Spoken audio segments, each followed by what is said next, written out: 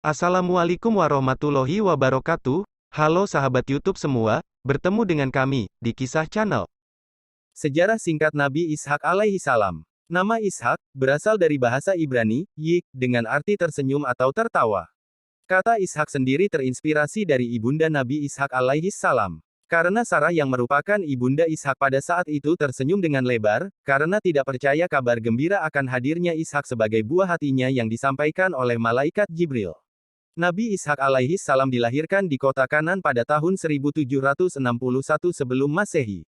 Nabi Ishak alaihi salam adalah putra kedua dari Nabi Ibrahim alaihi salam, dengan Sarah setelah lahirnya Nabi Ismail alaihi salam. Pada saat Nabi Ishak alaihi salam terlahir di dunia, usia Nabi Ibrahim alaihi salam sudah terbilang sangat tua, yaitu berumur 100 tahun. Nabi Ishak alaihi salam dilahirkan 14 tahun setelah Nabi Ismail alaihi salam. Semasa hidupnya, Nabi Ishak alaihi salam memiliki keturunan yang juga diangkat sebagai seorang nabi, yaitu Nabi Yakub alaihi salam. Nabi Ishak alaihi salam merupakan nabi ke-9 yang ditugaskan berdakwah di wilayah Palestina, menggantikan ayahnya yaitu Nabi Ibrahim alaihi salam, yang pada saat itu telah menginjak usia senja. Wilayah dakwah Nabi Ishak alaihi salam adalah di daerah Kanan dan Syam. Diceritakan dalam Al-Quran Surat Hud ayat 69-73, bahwa suatu ketika Nabi Ibrahim alaihi salam kedatangan tamu. Tamu-tamu tersebut menurut Utsman ibnu Muhaisin berjumlah 4 orang, yaitu malaikat Jibril, Mikail, Israfil, dan Rafail. Tamu tersebut memberi selamat kepada Nabi Ibrahim alaihi salam. Setelah itu Nabi Ibrahim alaihi salam menyuguhkan daging anak sapi yang dipanggang kepada mereka. Namun tangan mereka sama sekali tidak menjamah makanan tersebut. Melihat hal tersebut Nabi Ibrahim alaihi salam merasa curiga dan takut. Ternyata tamu-tamu asing tersebut adalah malaikat utusan Allah Ta'ala, yang datang untuk membinasakan kaum Lut. Selain memiliki tujuan kepada kaum Lut, tamu tersebut juga bertujuan memberi kabar gembira kepada Nabi Ibrahim alaihi salam, akan kelahiran seorang putra yang bernama Ishak. Al-Quran Surat Hud ayat 71, yang artinya, dan istrinya berdiri lalu dia tersenyum. Maka kami sampaikan kepadanya, kabar gembira tentang kelahiran Ishak dan setelah Ishak akan lahir, Yakub. Mengetahui kabar yang disampaikan tersebut, Sarah sangat bahagia. Karena Sarah pada saat itu berusia 90 tahun dan memiliki kondisi mandul. Namun sungguh kuasa Allah Ta'ala tiada bandingnya, dan selalu memberi rahmat kepada hambanya yang beriman. Quran Surat Az-Zariyat ayat 30 yang artinya, demikianlah Tuhanmu memfirmankan, sesungguhnya dialah yang maha bijaksana lagi maha mengetahui. Kelahiran Ishak sendiri merupakan sebuah berkah, dan karunia bagi Nabi Ibrahim alaihi salam. Karena dia berharap kelak, Ishak dapat diangkat sebagai nabi utusan Allah Ta'ala, dan membantu dalam memerangi para penyembah berhala di Palestina. Perjalanan dakwah Nabi Ishak alaihi salam. Nabi Ishak alaihi salam adalah anak dari Nabi Ibrahim alaihi salam, dan Nabi Yakub alaihi salam adalah anak dari Nabi Ishak alaihi salam. Mereka orang-orang yang diberkahi dan dipuji oleh Allah Ta'ala, seperti yang difirmankan dalam Al-Quran Surat Sa'ad ayat 45-47. Yang artinya, dan ingatlah hamba-hamba kami, Ibrahim, Ishak, dan Yakub yang mempunyai perbuatan-perbuatan yang besar dan ilmu-ilmu yang tinggi.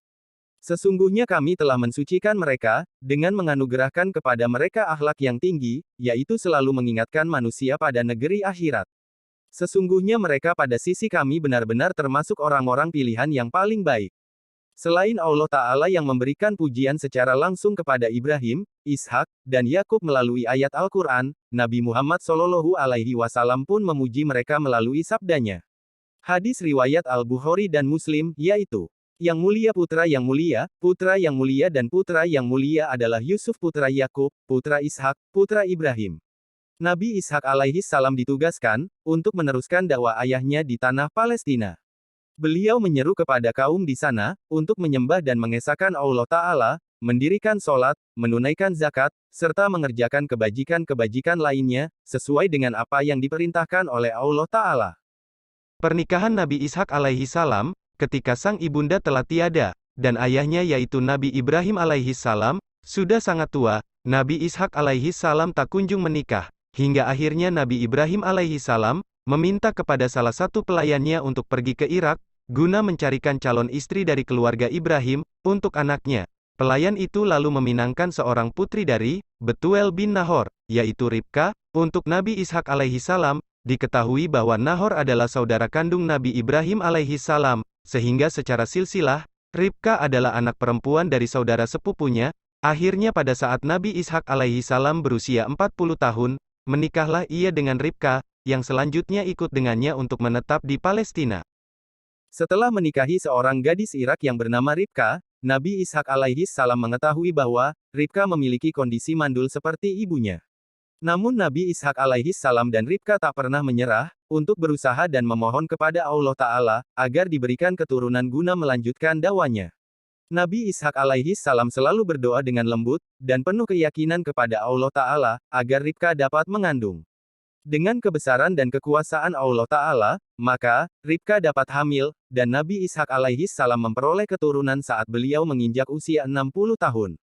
Ribka melahirkan bayi laki-laki kembar. Bayi laki-laki pertama diberi nama Esau atau Aisu. Bentuk fisik Esau ketika pertama kali dilahirkan, memiliki tubuh berwarna merah, dan seperti jubah berbulu atau memiliki banyak bulu di sekujur tubuhnya. Sedangkan bayi laki-laki yang kedua, diberi nama Yakub, yang mana ketika dilahirkan, dalam posisi memegang tumit kakaknya. Allah Ta'ala juga mengabadikan kisah kelahiran Yakub di dalam Al-Quran Surat Al-Anbiya, ayat 72. Dan kami telah memberikan kepada Ibrahim, Ishak dan Yakub, sebagai suatu anugerah daripada kami. Dan masing-masingnya kami jadikan orang-orang yang saleh. Saat tumbuh dewasa, Esau dan Yakub memiliki ketertarikan yang cenderung bertolak belakang. Esau lebih suka mengasah kemampuannya dalam hal berburu, hingga menjadi pemburu yang handal, maka ia lebih suka tinggal di padang. Sedangkan Yakub, lebih berperangai lemah lembut, ia lebih suka tinggal di rumah, untuk membantu ibunya memasak. Yakub juga suka berkemah di sekitar rumahnya. Esau lebih disayang oleh ayahnya, karena mereka memiliki kegemaran yang sama, yaitu berburu. Esau juga sering membawa hasil buruannya ke rumah, untuk dimasak, dan dimakan bersama. Sedangkan sang ibunda, lebih menyayangi Yakub, karena memiliki sifat dan sikap yang mirip dengannya, yaitu pencinta damai dan tenang. Ketika Esau dan Yakub berusia 15 tahun, kakek mereka yaitu Nabi Ibrahim alaihi salam meninggal dunia. Nabi Ibrahim alaihi salam meninggal dunia pada saat usia Nabi Ishak alaihi salam 75 tahun. Selanjutnya jasad beliau dikebumikan di Gua Mahpelah, di wilayah Hebron, tempat yang sama dengan makam Siti Sarah. Ketika merasa fisiknya mulai melemah, yang berpengaruh pula pada kemampuannya melihat, maka Nabi Ishak alaihi salam mendatangi anak kesayangannya. Ia berpesan kepada anaknya Esau, agar pergi berburu dan memasakkan makanan kesukaannya. Hal tersebut bertujuan agar, dia dapat mendoakan keberkahan bagi Esau dan dapat meneruskan dakwahnya. Ternyata niat Nabi Ishak alaihi salam, didengar oleh Ribka, dia pun menginginkan Yakublah yang memperoleh doa keberkahan dari suaminya. Ia pun meminta Yakub untuk segera menghidangkan makanan kesukaan Nabi Ishak alaihi salam, sebelum Esau tiba di rumah. Karena secara fisik Esau dan Yakub terlihat berbeda, meskipun mereka kembar, maka Ribka memakaikan pakaian Esau ke Yakub. Ia juga membalutkan hamparan kulit domba, yang berbulu lebat ke leher dan tangan Yakub, agar benar-benar terlihat mirip dengan Esau. Setelah masakannya matang, Yakub yang berdandan menyerupai Esau pun datang, menghadap ayahnya. Lalu berkatalah Nabi Ishak alaihi salam, "Kalau suara, suara Yakub, kalau tangan, tangan Esau." Setelah berkata demikian, Nabi Ishak alaihi salam, tidak menaruh curiga apapun akan keanehan itu, ia tetap makan dengan lahap, makanan yang disajikan oleh Yakub. Setelah itu, Nabi Ishak alaihi salam mendoakan Yakub, yang ia kira adalah Esau, agar ia selalu diberkahi, dilingkupi dengan kebaikan, dikaruniai nikmat melimpah, diberikan rezeki yang banyak, serta menjadi tuan bagi saudara dan keturunannya.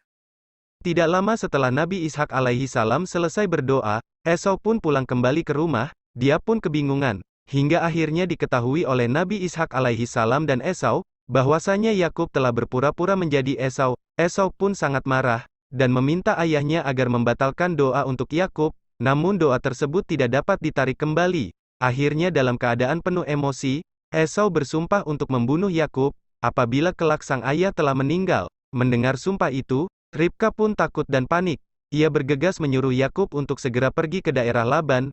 Di sana Yakub akan tinggal bersama dengan saudara Ribka. Yakub sempat berpamitan dengan sang ayah. Ketika hendak pergi ke Laban, sang ayah berpesan agar Yakub tidak menikahi perempuan Palestina, karena pada saat itu mereka adalah golongan yang tidak beriman. Sebagai solusi, Nabi Ishak menyarankan Yakub untuk mencari istri dari keluarga besar Nabi Ibrahim alaihissalam di Laban.